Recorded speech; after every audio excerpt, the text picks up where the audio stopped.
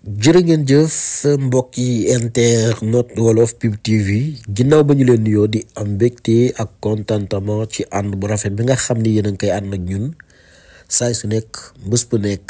tey nag maa ngi dikk ak yéen ci ab jàngat bi nga xamante ne mbooloom askanu Sénégal jamono bi ñu ngi koy daal di waxtaanee jëm ci mbiru Adji Sarr boo ko tuddee am sax ñu la attaqué. naan na lan moo tere mënuñoo bàyyi Adji Sarr ci jàmm man damay poser la question ne man ñiy défendre Adji Sarr laa mënul comprendre laataa may commencer waxtaan bi maa ngi lay ñaan bu dee gan nga ci page bi bësal abonné laal cloche notification ndax mbooleem vidéo bu ñu dugal nga mën see jot ci lu gaaw mbokk yi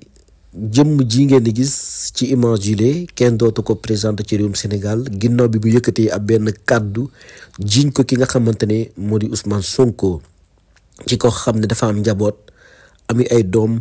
ami ay mbokk ami ay dëkkandoo bu doon sax lu am la ñu ne waaw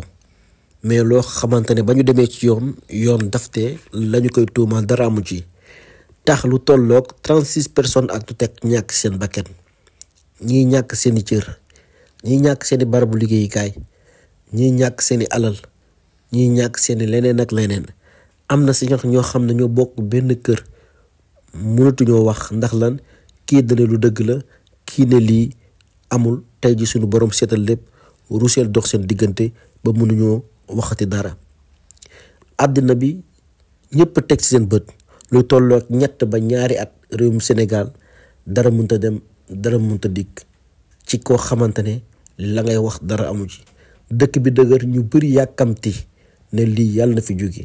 ñu bëri yàkkamti ñi génn ci réew mi ba génn dem bitim réew ndax li nga xam ne moo am ci réewum Sénégal ñu bëri yàkkamti affaire bi set ñu jàpp ni bés bu setee sax réew mi dina dal waaye taxut mu dal ndax lan la balu fetal la bu xësee ba génn rek daanaka génn na tey jëmm joojee nag àddina di dox ba ki nga xam ne moom la tuumaloon ne moom moo ko jëf joojee sunu borom dénk ko réew mi su ma nee dénk réew mi nekkul moo nekk président de la république mais tey jii nekk na koo xamante ne ki nekk président ginnaaw yàlla moom moo ko fi teg baskanu Sénégal votel ko. waa mbokk yi ma leen di laaj ginnaaw li ngeen fi dégg yëpp ñu ne jëmm ji ngeen gis di Adji Sarr moo ko def. ndax ñun waruñoo mën a taxaw ngir yoon defal liggéeyam li tax ñu ci sonn nii yëpp lenn kase la moom moo di lan tey jii lu mel ni keneen ak keneen mën na koo def mais foog ñu jël ko corriger ko ba keneen ku ci teg bëtam boo bëggee def lu mel nii amaana di nga xalaataat loolu kase la mais képp koo xam ne yaa ngi koy défendre naa féq kase nga képp koo xamante ne ay waxam daf lay soof